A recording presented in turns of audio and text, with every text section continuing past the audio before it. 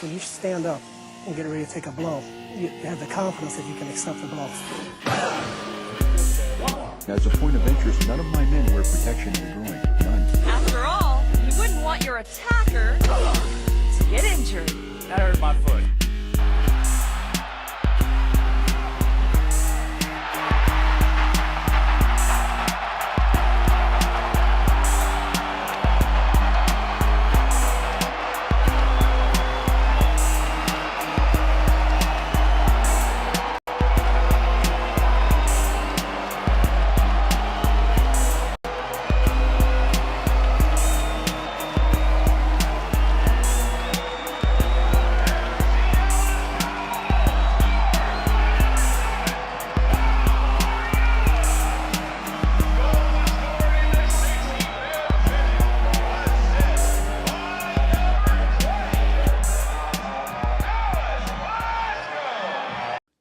Well, I think it's a lot of credit to the players. They've been working really hard since day one. They have committed on achieve the goals that we set at the beginning of the season. They put every effort to believe in the way that we want to play, the way we want to attack, the way we want to defend. And this made that this season was a really good season for the club. How do you feel? Oh man, I'm so happy. I mean, it was. I had a chance. I mean, I had a couple of chances during the, almost one in every game, and it makes this one a little bit more sweeter, because you work time and time again. This week particularly, the guys have been so helpful and supportive in a way, because all week I've been doing extra, just my shooting, my finishing, getting in the box, and I think today I was a little bit sharper. And I think sometimes you get lucky, you put yourself in the best position, and deflections or whatever, but you still got to go and do it. So I'm really happy about it. Hey! Oh. Here we are. We are live. Welcome, everyone, to Big D After Dark. Right now, it's just Jose and I. We might have a couple of other voices join us as we get going here on the show. But we have reason to celebrate. We have reason to look with excitement for this next week, because FC Dallas is in the postseason, and they have a playoff match at home after taking care of Sporting Kansas City 2-1 in Frisco. Great atmosphere, looked like a great game. I hope you caught some of the pregame, despite we had some technical glitches. But despite that, if you checked it out, if not, you can find the link on BigDSoccer.com in my latest After Dark article. But it's good to see you all here tonight. Please know you can share your comments, your questions with us. They will shape the show. We'll throw them up here on the screen. You just heard from Nico Estevez, our head coach, talking about the goals that this team has had and what it's meant for the team to achieve those goals. And then also Sebastian Letget getting his first FC Dallas goal. With me there, next to me is my buddy Jose El Chico Carmona. What's up, everybody? You can follow him at El Chico Carmona. You can follow me. I'm Nathan Hill at Nathan J. Hill. Let's get to talking, Jose. Even if it's just you and me, and of course, folks, you can subscribe to the pod audio version wherever you find podcasts. But we're just going to talk. We're going to talk about this past weekend. We're going to talk about North Texas SC, and then we'll talk about FC Dallas's playoff opponent, Minnesota United FC. So let's get into it. Let's just start with post-game reactions, right? We talked in the pregame. We talked about some scenarios. Some of the results were working in FC Dallas's favor. Not all completely, but you like it when the team takes care of business at home. And we saw we talked about this in the pregame show yesterday, that, hey, the first time we're seeing the first choice defensive lineup in a month for FC Dallas. And while not a perfect performance, they let in a goal by Graham Zusi, pretty sloppy thing. They did their job. And you saw some rotation too, which I think just keeps guys healthy, and makes selection lineups challenging for Nico. So How did we do defensively, Jose? Are you feeling okay about this team's defensive status going into the playoffs? Yeah, I'm pretty happy with the defense. I mean, um, we were really unfortunate not to be up more than by more than one goal. Really unfortunate not to be up, by more than one goal at the time that goal was conceded. And you got to credit our opponents because they made adjustments and they found a way to attack the defensive formation that Dallas had set up, and that happens. So the main thing is we want to see is how does Nico adjust, and you have to say, I mean, other than the Nanu uh, substitution, which was forced on him, by the way, uh, seeing him go to his bench, bring in Tafari, Quinion, and Velasco, that was like perfect substitution right there. I mean, those three guys came in and basically changed the direction the game was going, and basically asserted FC Dallas control once again, and that was beautiful. That's what basically Nico has been leading up to by playing all these reserves and all these matches, all this rotation, some of it forced, some of it not, and saying, hey, I need to get my other guys in form, because this is what happens, in a game like this where the tide has turned in our opponent's favor. You need to be able to go to the bench, bring in not one, not two, but multiple difference makers. And he did. He brought Quinion, solidified the middle a little, which was really shaky there at the time of the substitutions. Tafari came in for Hedges with no drop off whatsoever, which is wonderful to see. And Velasco was an instant difference maker, which is what he was. Honestly, that's what he was advertised as when he was first brought into Dallas, and now we're seeing it. Now we're seeing the guy that you're like, wow, I cannot believe we have a guy like that on our roster who comes in with all this hype, and you see it on the field. I mean, some of the stuff he did was just nasty. Even when he didn't, even when he wasn't dangerous in the attack, he was still doing some stuff that you were just mesmerized with, and you're like, wow, this kid's put it all together, and it's a very exciting time to be heading into the playoffs with a home match. It's good stuff. Hey, Ben, thanks for commenting. Great call of a 2-1 win for FC Dallas.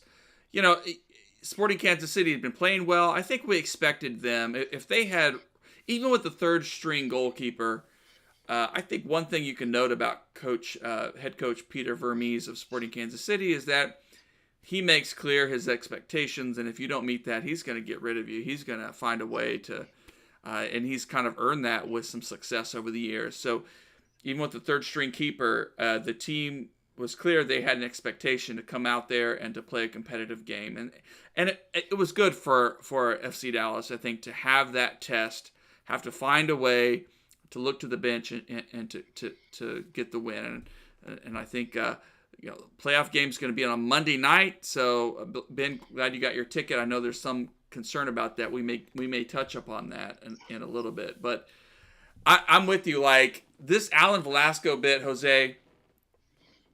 We have had some good players for FC Dallas over the years, and sometimes some guys who have bordered on really special. I mean, Mauro Diaz, David Ferreira, guys who could just do really remarkable things in a moment.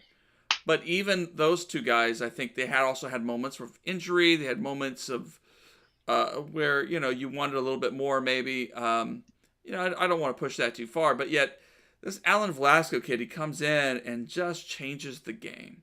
He just absolutely brings something that just devastates Sporting Kansas City. They couldn't handle him. They had no response for him. None. And he's unlucky not to have had a goal. I mean, he had that shot off the crossbar. I mean, it's just... Yeah, but you could argue that he got a little greedy there, and if he would have made that pass, Ferrer was wide open for that goal he so desperately wanted. But at the same time, we saw in this match that Kansas City was really good at stopping that extra pass. So I think Velasco was basically got aware to that. So hey, we try to make that extra pass, and they seem to anticipate it. They seem to cut it out. That that dummy move that Velasco, is that the first dummy we've seen Velasco do? I mean, it was great, but the defender snuffed it out. Right, So, yes. right. I think that's a good point. It's a good point. And so that's some awareness. And for Hyder Obrian, who I don't think was awful in this game, I think he generated some momentum going forward, some positivity. He helped spearhead the attack early on. I think we know that he's just not. He doesn't have the soccer IQ per se that a guy like Velasco has. But I think we're starting to see that Obrian, against certain opponents, he can create his own kind of havoc. It wasn't against Sporting Kansas City, but we've seen him in the past. We've seen him, his speed. You can't just say, well, just the guy is fast, but at the same time, you have to be able to deal with that speed. So he's a good guy to have if you're going to be playing like Route 1 or something like that. That's the kind of guy you want, someone that's going to beat his defender to the corner and maybe make something happen. So yeah, I mean, everyone knows what he is. So Yeah. Dallas, I think going to playoffs, be a great guy to bring in against tired legs. Kuv here. I hoped he was able to jump on with us. Tommy's not able to join us tonight, but Kuv here commenting the least amount of goals conceded in the West too, which I think is an underrated stat going into the playoffs because, well, I mean, I don't know. I haven't crushed the numbers, but from what I know of watching playoff matches, it's tight, intense soccer, and teams aren't scoring 5 goals on you.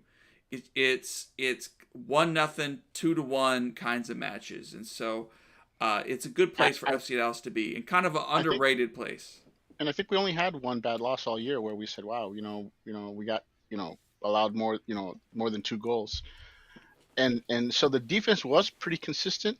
And honestly, if you eliminate the PKs, it would have been less, because think of all the PKs that went against FC Dallas, and if you look at the goals allowed from run of play, it's much better than it looks, in all honesty. I want to say though that oh geez, I just had a brain fart. But right. No, I mean, I think the defense has been consistent, and considering the rotation that we've been seeing at defense, I mean, the only consistent player on that backline has been Farfan. Farfan has been, I think, of the field players, not including Pass, he's been the guy with the most minutes. But other than that, we've had injuries to Hedges, Martinez, and then you had the fight between Tuamasi and Nanu for that right back spot. So, and of course Cirillo and Quignon battling out for the D mid spot. And so the fact that after all that, you still end up with the best defense in the West. I mean, that's great going forward. I mean, that's good news for this team. Because let's face it, it's defense that's going to win. That's going to win you the games in the playoffs. Defense carries you far. It's you don't see the high scoring teams usually go. I think the last high scoring team we had that won it was Atlanta, I think, where we're like, yeah, that's a great attack, but usually it's that stinker between Toronto and Seattle. That's closer to the norm.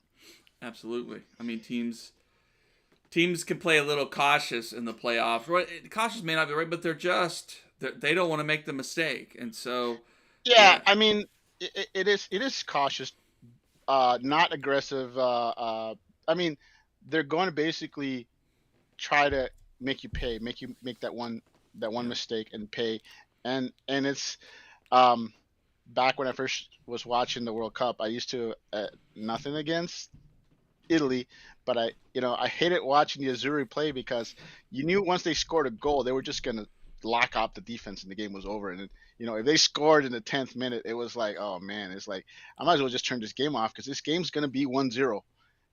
Unless the other team makes a horrendous mistake. And that's what teams try to do. In the playoffs, you go up 1-0, some of these teams they'll say, okay, that's it. Let's shut it down. And if they give us a counter and we can score off a mistake, great. If not, we're more than happy to go 1-0. And so it can lead to some pretty dreadful matches for certain teams. But I think a team like Dallas, I think it's going to be fun postseason.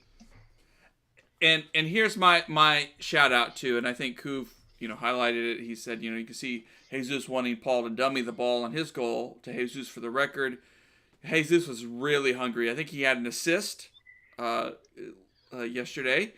He did. And he wanted to get that 19th goal. It didn't come, though he certainly had some opportunities. He Credit did. to some goalkeeping. But even though Jesus didn't score, I just got to give credit to the guy for just an incredible performance. Very active, leading the line, creating space that made goals possible for his teammates. It just, even his hesitation sometimes to slow up his run rather than just dive right into the box, I think it makes defenders have to pause and make a decision. Do I follow Areola in his run? Do I follow Velasco? Do I mark Jesus? And that creates space, it creates havoc. I think it's an exciting, even though he didn't score, I think he's in really good form to go into the playoffs. Yeah, and I just want to say that I think you could see that Kansas City had keyed on him too, and they were like, look, we don't care who scores, we're not going to have that guy break the record on us. And maybe if Jesus wanted to, he could have had more than one assist. I mean, I think Kansas City was basically saying, hey, don't let that guy score at any cost. And this is why it's great to see Areola scoring, Leggett scoring, Velasco, causing havoc over on the left. Honestly, you want to see our attack flow, and that's what we saw. And like I said, right. we're unlucky to not have scored more than 2 goals because that attack was flowing, especially early in the first half. And the offsides against Paul. I mean, Jesus, that was so close. I'm just saying and of course Velasco hitting the crossbar. So I mean, this could have been a bigger win than 2-1, but we'll take it. It was still a good performance. I think the only complaint was the goal being allowed, and you got to wonder if Farfan doesn't go out if that goal happens at all, because Ishmael would say, Nanu, he cost. Yeah. I just saying that's you got to wonder. Yeah, and I like too that the coaching staff had the freedom and permission to, pull Farfan to give Hedges some minutes off, that they knew that this was a game that you could balance all of that. Because I think a draw probably would have been good enough for them to lock down the home playoff spot, but yet it would have, but still, it feels better to get that win. You want the W. You want to go emphatically into the postseason, and I want to add that on that 3-man substitution, that with Velasco, Tafari, and Quignon, the success that Kansas City was having was once of course Nanu came in on the left side, and it's just that because of Nanu's play style, suddenly Cirillo and Nanu didn't work well together. So for Nico to recognize and say, hey, because we need Tafari out there, we need a little more quickness, a little more agility out there, and we need Quignon because we need someone who's to stay back and basically make up for the fact that Nanu's going to be going forward far more than Farfan, and his defensive reaction isn't as good as Farfan. So that's why you needed to make those changes in the back, and when you saw it, you're like, hey, yeah, this could work. And it wasn't perfect, but it did actually shore it up some, sufficiently that I think we felt better about defense once those substitutions were made. So yeah, I agree. And I thought Quignon looked spry. He looked younger. I mean, he looked just. He's 28. I mean, he's only 28. I know, but he's not an old guy. I mean, we treat him like he's an old guy because on FC Dallas he's an old guy, but he's technically a guy who's in his prime. And part of me says, they won't keep him next year, but maybe they will. I mean, why not? He does provide uh, a solid option uh, at defensive midfield. So, and I think we were saying in the previous podcast that hey, we can't have all these high priced players. Why not? All the other teams do. LAFC's got a crap ton of high priced players. Right. Why not FC Dallas? Why not have a stacked lineup, which is really a possibility next season? Yeah. Well, those questions hopefully we'll get to much later because much later. Yeah, I don't want to get too far. Monday night things are really set up for FC Dallas to do well against Minnesota, a team that they have done well against this season, a team that they should have the number, a team that hasn't been playing super well, but yet will be a challenge. I mean, you can't. You got to bring your A game. That's for sure. I believe their record coming into the playoffs, I think they were. It's either, it was in their last 7 matches, 1 win, 1 draw, 5 losses, including a 3-0 loss against FC Dallas, and wasn't that in Minnesota too? That was an away match. Yes, that was an away match. It was one of those things that Nico's gotten out of this squad. Exactly. So yeah, I'm probably FC Dallas' biggest. One of their biggest wins on the road. LAG being the other game I could think of where we were like, wow, that was an amazing win. But yeah, one of the 2 biggest wins of the season on the road. So I think a team that we think FC Dallas matches up very well against, and we're certainly we like our chances. I think we're very excited at the possibility of getting a W against these guys. Of course, anything can happen. It can end up being a gritty draw. It's the playoffs. I mean, Minnesota. Who knows? But I agree too. I think this is of the options. This is the team you might prefer to deal with right off the bat. But FC Dallas can't take this week off and look ahead, and I think they are. They're going to work hard at what's to come. Let's go ahead and take a quick moment here, and let's let's hear a little bit of Pax's post-game comments here.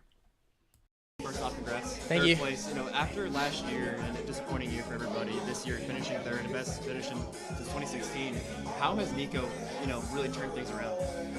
Yeah, I think he's from day one we set goals and not just unrealistic goals. These were goals that we thought that we could definitely achieve as a team, and but nonetheless they weren't easy, and they weren't like cakewalk, like for sure goals that we were going to get. But the resilience of this team is just incredible from Nico all the way down. Like everybody played a part in this. And I'm so proud of the group for the effort that we've put in this year to put ourselves in the position we're in. Home playoff game, first time in a while. How important is it, that home field advantage, and how do you see Minnesota coming here? Yeah, I mean, you see it in the results. Teams are better at home, and including us, because obviously we have our fans to back us, and it's vital, and we couldn't be happier that we get to play a game in front of our fans for the first time in playoffs in a while. Thank you. Good energy there from Paxton, but hearing the team set goals that he felt like were realistic, but definitely the change of Nico's leadership, the front office decisions as well to bring in a guy like Velasco, to trade for a guy like Sebastian Leggett, who, by the way, his former team, New England Revolution, not in the playoffs. And Did they not make it? No, they unfortunately were just outside of the bubble. But also Paul Arriola, whose former team, DC United, not in the playoffs either. Not in the playoffs. And two players that asked to come to Dallas. So that's I think that's the change. That's something that we complained in the past about, how FC Dallas wasn't bringing in players from other MLS teams. In fact, I think, if I'm correct, last year, I believe Dallas was the only team that did not have a player from another MLS that had played on another MLS squad. I mean, they had El Metcalf, but he never actually played for the Union.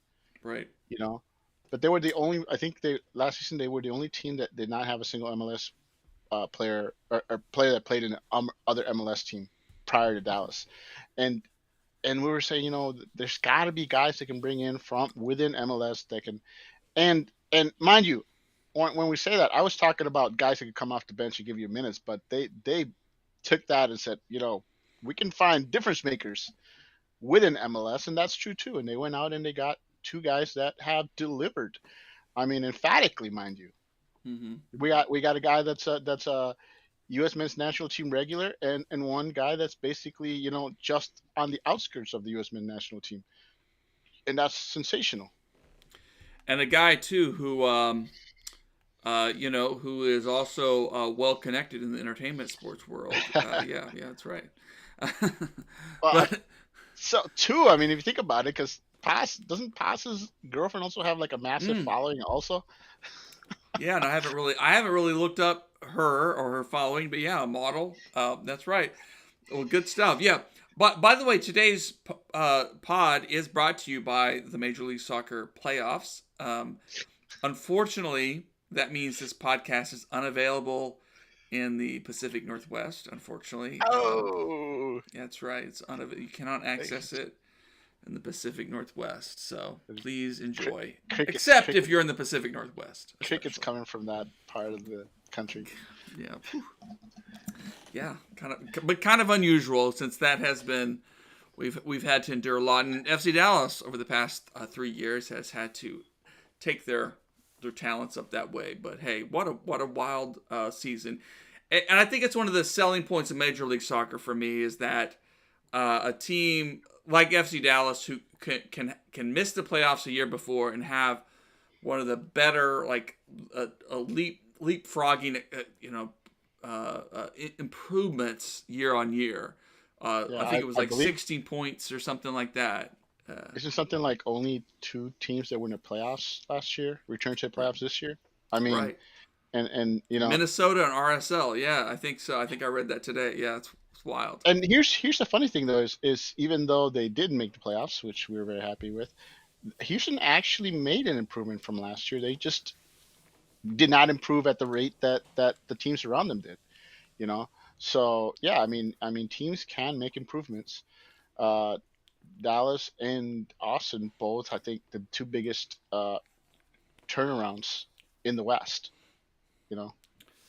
Well, all right. Before we get ahead, let's go ahead and talk about the big news from North Texas, and this is one where Jose and I can get in the weeds on. I was hoping to hear from our buddy Jack McLean, who's covering North Texas for Big D Soccer, but didn't hear from him yet. The news out on September 30th after North Texas lost to St. Louis FC, who lost to Columbus Crew 2. Which I called, by the way. Good call. And by the way, they didn't just lose. They got destroyed.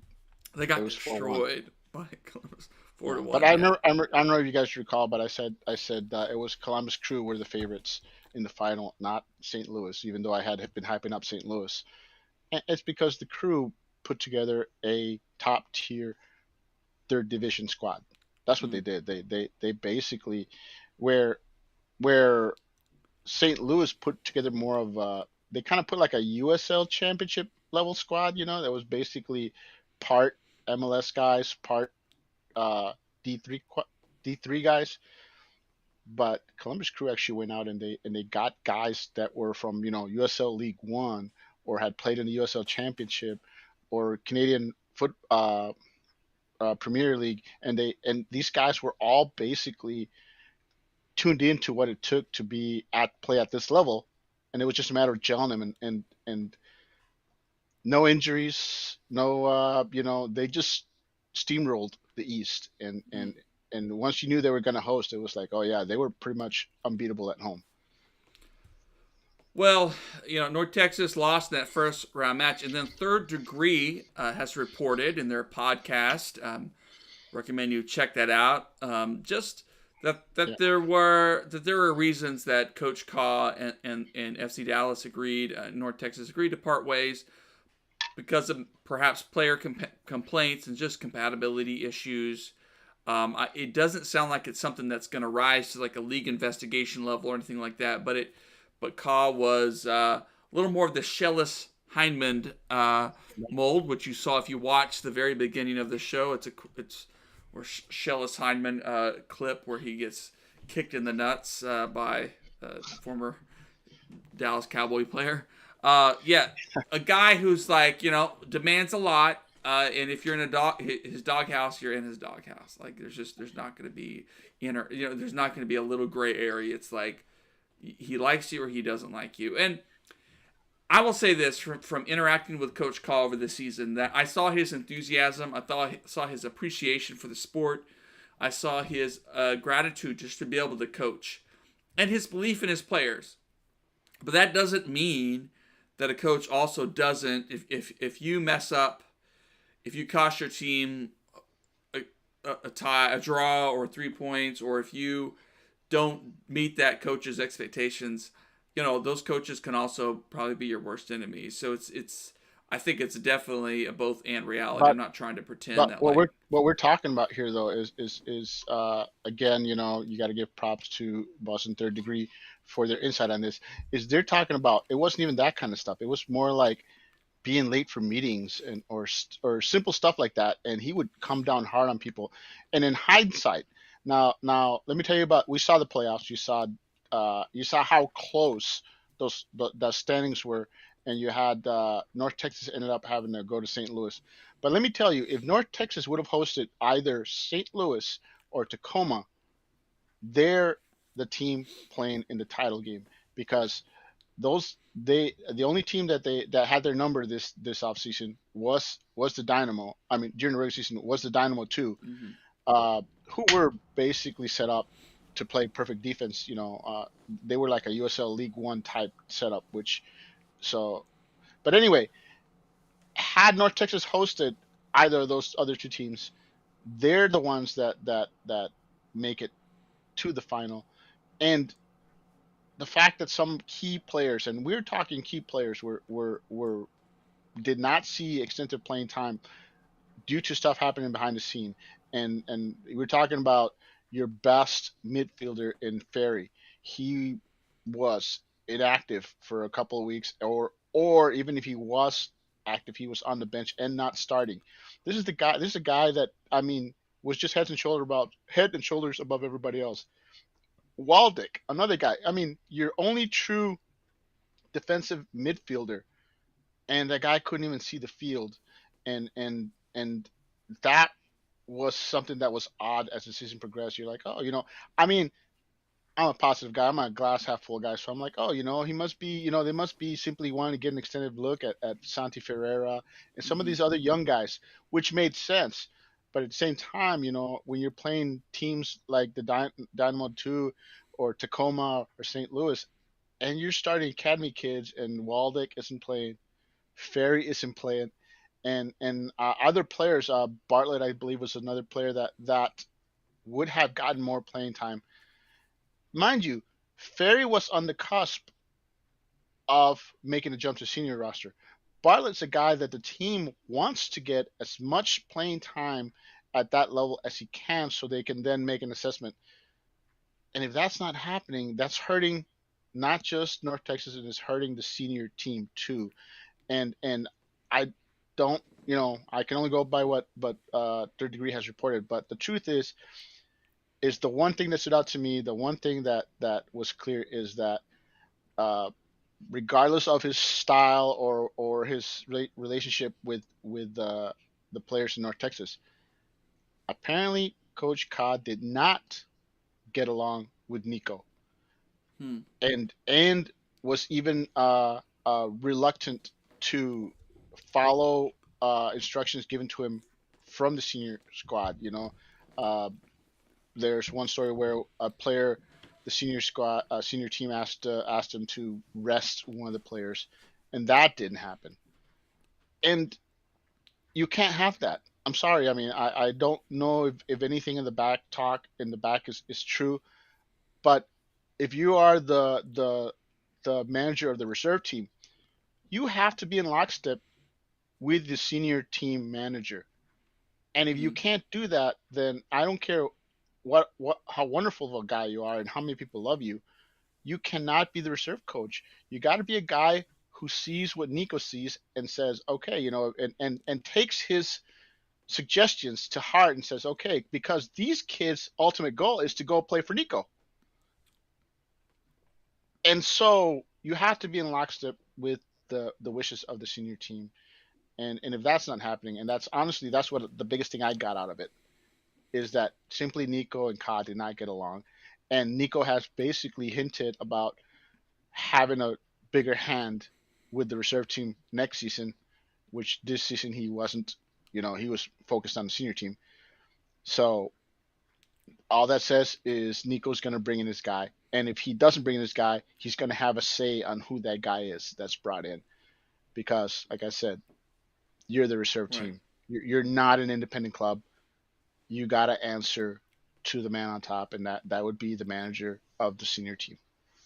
I mean, I think the FC Dallas organization would like North Texas to win some trophies, to be successful, to build up its reputation. But, but I think your point is right. It also has to fit within this existing organization and serve its purpose, which, trophies will be great and welcome, and certainly that's the expectation, but also to get guys ready, to be a tool to improve the senior squad. And now, so at least with Coach Ka, we have some waiting to do, because we might hear, the official announcement about Mulatto. There's been rumors that FC Dallas purchased his contract, whether that's still with North Texas or what. We'll wait. I think there'll be an official announcement at some point. But Kamungo is one of those stories, and I think so I at least add something for Ka to say, look, this is what I was part of. But you're right. This was a bit of a different year as North Texas adjusted to MLS. It was a Next transition year. A transition year. And I also got to add that behind the scenes, again, I got to give props to Third Degree, who does great coverage of the Academy. But I also have other people that I follow that cover the academies extensively. And the word is that, we talked about the opening of the territories to some extent. FC Dallas went out and they brought in a lot of talent. We're not talking at one age level.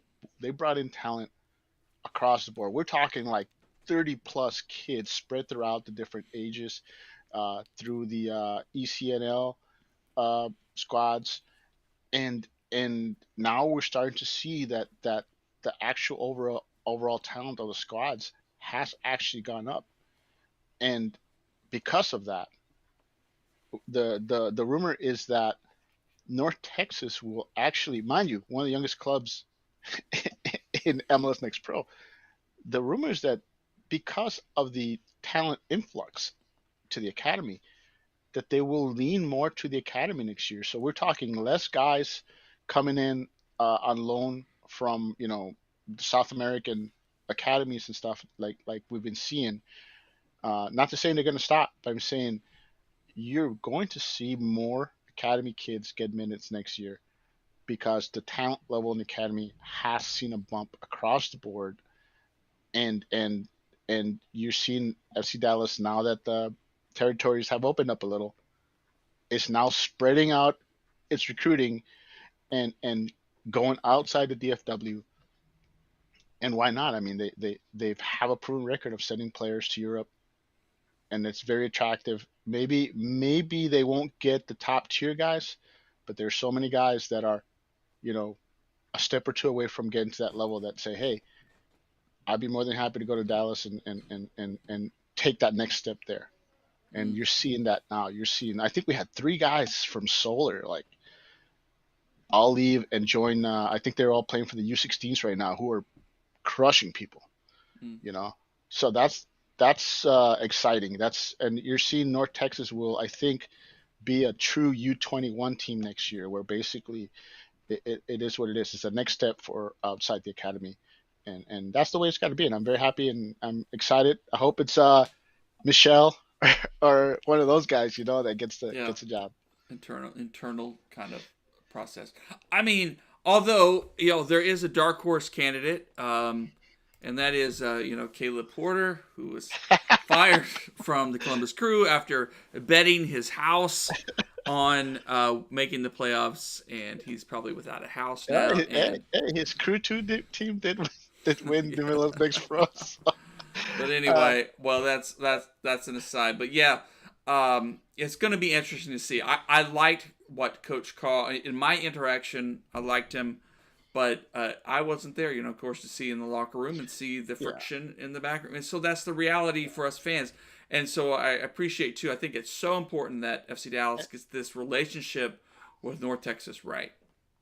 Yeah, and I think the way it was explained was done very well by Third Degree, was that he was a very old school, hard-nosed type manager in the practice and in the game, and today's modern players don't all, that's not the way they're taught.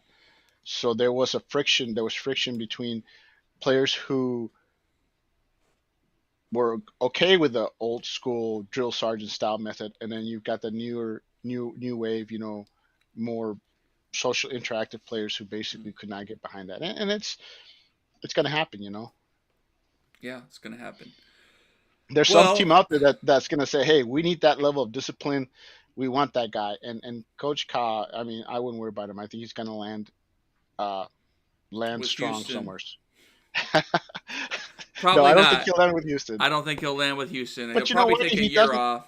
But you know what? Even if he doesn't land a head coaching job, I could see him landing as the number 2 guy. As the why not? Somebody, let's say whoever gets hired as Columbus says, hey, I want you to be my number 2 guy. I think that's also a very strong possibility for him. There's a rumor that there's an expansion team in the Canadian Football League that is supposedly he's their guy that they want. So that's also a possibility. He can always go back there. Interesting. All right. Well, good. Well, let's close out the show. It's been a good one, even just Jose and I. We're hoping to have a surprise guest or two, but hey, that's life. That's okay. It happens. Yeah, it happens. But what's our prediction going into Monday night? It's a good week of rest for FC Dallas. Marco Farfan, I think, was brought out of the game just precautionary. They said precautionary, yes, precautionary. Hopefully that holds up. I think Matt Hedges too. I think was perhaps dealing with a little something, but feel really good about about the health of the squad. I hope Kamungo is ready. It'd be great to have him as a late game option if you're pushing for that go-ahead goal. That's right. FCD. Go FCD. I think my biggest concern was Velasco limped a little there at the end, and right. I mean that's what I'm waiting to find out. Is I hope he's not at all in the injury report, because we haven't. There's been a lot of quiet. Nobody's asked. Nobody said, and that's my biggest concern. Is Velasco was gimping a little there at the end, and it wasn't like a minor limp. It was like a significant limp. So hopefully, he just it was a short tweak and not anything that carries over. All right. Have fun, Javier. Yeah, I wish I could go. I'm predicting another 2-1 victory for FC Dallas, and because I think Minnesota is going to fight. But I think, as Ben says here, a 2-0 is also not a bad shout. I think 2-0 is the way to go. I think, but I don't think it's going to be like. I think it's still going to be I believe that second goal is going to come late. I think we're all going to be like holding our breath, and Minnesota will have their moments where we'll be like, oh my God, we're lucky. So I think 2-0 is a solid prediction. I can get behind that. Yeah. Although it won't be like a comfortable 2-0. It'll be like we needed that second goal to put it away at the end. Yeah, to make it real. Well, good. We got soccer to look forward to. Please check out bigdsoccer.com and this week for pieces about this. I'm hoping to put together a piece about North Texas. Some of the things we talked about, maybe loop you in, Jose and Jack. I'm down for that. Yeah, kind of making sense of this of Coach Kaw's departure, but also the future, but more importantly, playoff soccer yet to come. And that's what we want to say. Let's go. Vamos. That's right. Franco. Yeah. Let's go. Let's do it. All right. Good night, everybody. Thanks, Jose. All right, guys. Yeah, good night, Rep.